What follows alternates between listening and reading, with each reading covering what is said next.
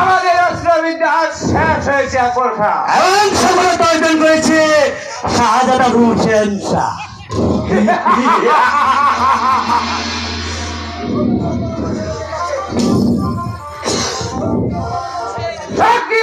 কৌশলের কাছে আমাদেরকে পরাস্ত করতে পারবে।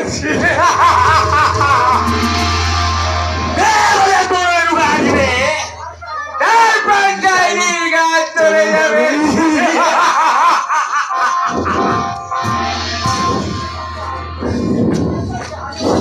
আমি হলাম এই রাজ্যের ভবিষ্যৎ বাদশা, আর বাকি সব প্রজা। আমার কি হবে? আমার প্রধান উপদেষ্টা আকবর খাঁ। তবে তবে একটু ভাবনার বিষয়। কিসের ভাবনার বিষয় আকবর খাঁ? আপনার ছোট ভাই আপনার পিতার নিকট অতি প্রিয়। অসম্ভব আকবর খাঁ, না কিছুতে হতে পারে আকবর খাঁ। সে হলো আমার সৎ ভাই, আর আমি হলাম আব্বা হুজুরের একমাত্র আদরের সন্তান।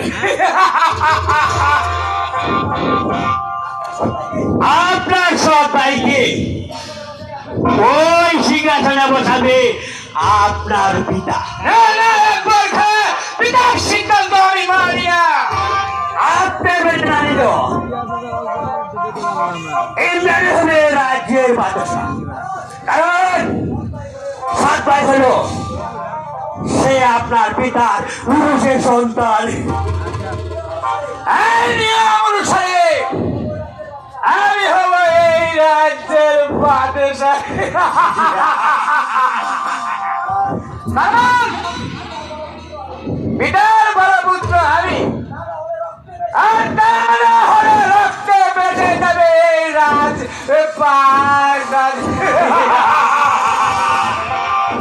না না না না না, হচ্ছে না যে এরও কিছু করা যাবে না।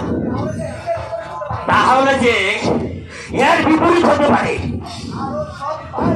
আর ওই সর্বার হবে এই রাজ্যের বাদশা। ওই বসে তামাশা দেখবো আকবর খাঁ, না কিছু হতে পারে না। না না না না, আমি তা বলছি না জনাব। এই চা করতে হবে সুযোগ বুঝে করতে হবে। কিভাবে করতে হবে বলুন আকবর খাঁ? আগে দেখা যাক ওই পরিস্থিতি কি দ্বারা, তারপর সময় বুঝে সুযোগ করে দেব। ঠিক আছে আকবর খাঁ, আপনি যাই বাবুল।